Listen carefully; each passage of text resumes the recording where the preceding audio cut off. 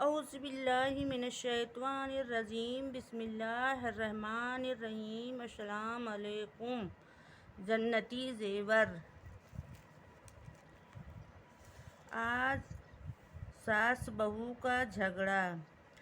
ہمارے ہندوستان سماج کا یہ ایک بہت قابل افسوس اور دردناک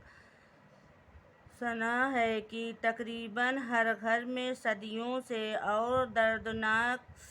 صدیوں سے ساس بہو کی لڑائی کا مار کی جاری ہے۔ دنیا کی بڑی سے بڑی لڑائیوں یہاں تک کہ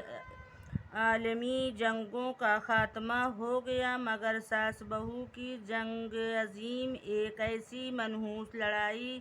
ہے کہ تقریباً ہر گھر اس لڑائی کا میدان جنگ سے بنا ہوا ہے۔ کس قدر تعجب اور حیرت کی بات ہے کہ ماں کتنے لاڈ پیار سے اپنے بیٹوں کو پالتی ہے، اور جب لڑکے جوان ہو جاتے ہیں تو لڑکوں کی ماں اپنے بیٹوں کی شادی اور ان کا شہرہ دیکھنے کے لیے سب سے زیادہ بے چین اور بے قرار رہتی ہے، اور گھر گھر کا چکر لگا کر اپنے بیٹے کی دلہن تلاش کرتی پھرتی ہے، یہاں تک کہ بڑے پیار اور چاہ سے بیٹے کی شادی رچاتی ہے اور اپنے بیٹے کی شادی کا سہرا دیکھ کر خوشی سے پھولے نہیں سماتی، مگر جب غریب دلہن اپنا میکہ چھوڑ کر اور اپنے ماں باپ، بھائی بہن اور رشتہ داروں سے جدا ہو کر اپنے سسرال میں قدم رکھتی ہے تو ایک دم ساس اپنی بہو کی حریف بن کر اپنی بہو سے لڑنے لگتی ہے اور ساس بہو کی جنگ شروع ہو جاتی ہے، اور بیچارہ شوہر ماں اور بیوی کی لڑائی کی چکی کے دو پٹوں کے درمیان کچلنے اور پسنے لگتا ہے۔ غریب شوہر ایک طرف ماں کے احسانوں کے بوجھ سے دبا ہوا اور دوسری طرف بیوی کی محبت میں جکڑا ہوا، ماں اور بیوی کی لڑائی کا منظر دیکھ کر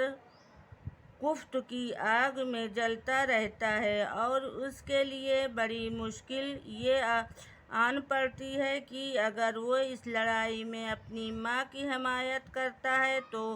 بیوی کے رونے دھونے اور اس کے طعنوں اور میکے چلی جانے کی دھمکی سے اس کا بھیجا کھولنے لگتا ہے، اور اگر بیوی کی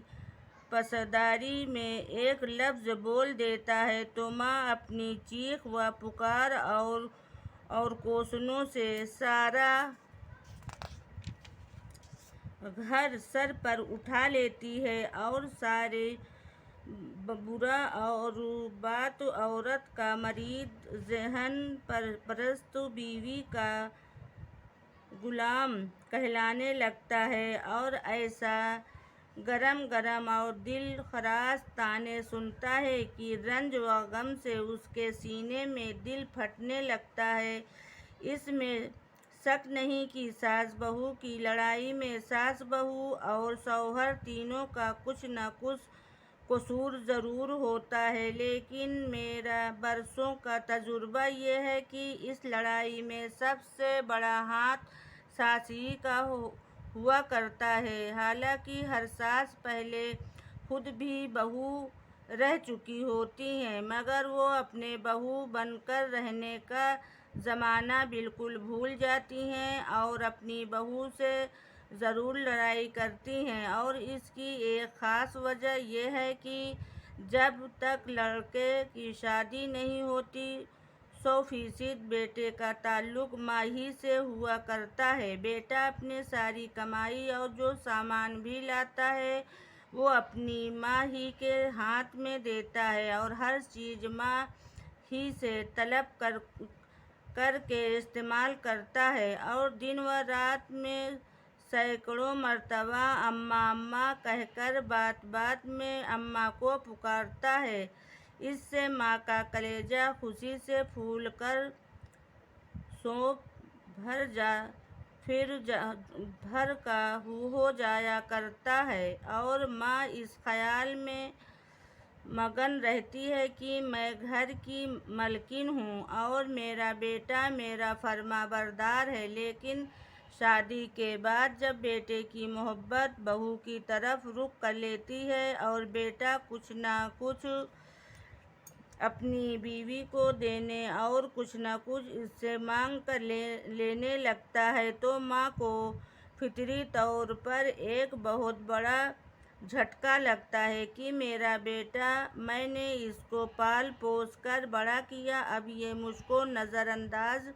کر کے اپنی بیوی کے قبضے میں چلا گیا۔ اب اماں اماں پکارنے کی بجائے بیگم بیگم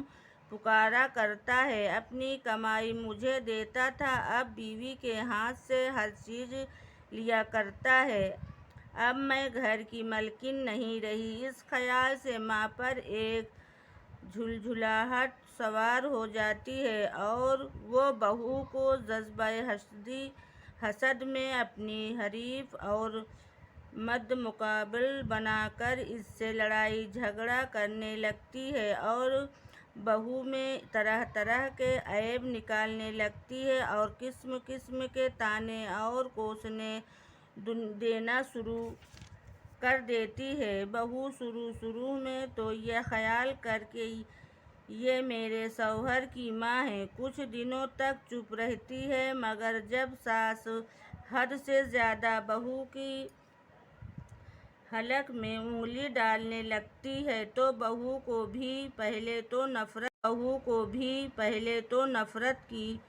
متال آنے لگتی ہے، پھر وہ بھی ایک دم سینے تان کر ساس کے آگے طعنوں اور کوسنوں کے قے کرنے لگتی ہے اور پھر معاملہ بڑھتے بڑھتے دونوں طرف سے ترکی بہ ترکی سوال و جواب کا تالابہ ہونے لگتا ہے، یہاں تک کہ گالیوں کی بمباری شروع ہو جاتی ہے۔ پھر بڑھتے بڑھتے اس جنگ کے صلح ساس اور بہو کے خاندانوں کو بھی اپنے لپیٹ میں لے لیتے ہیں اور دونوں خاندانوں میں بھی جنگ عظیم شروع ہو جاتی ہے۔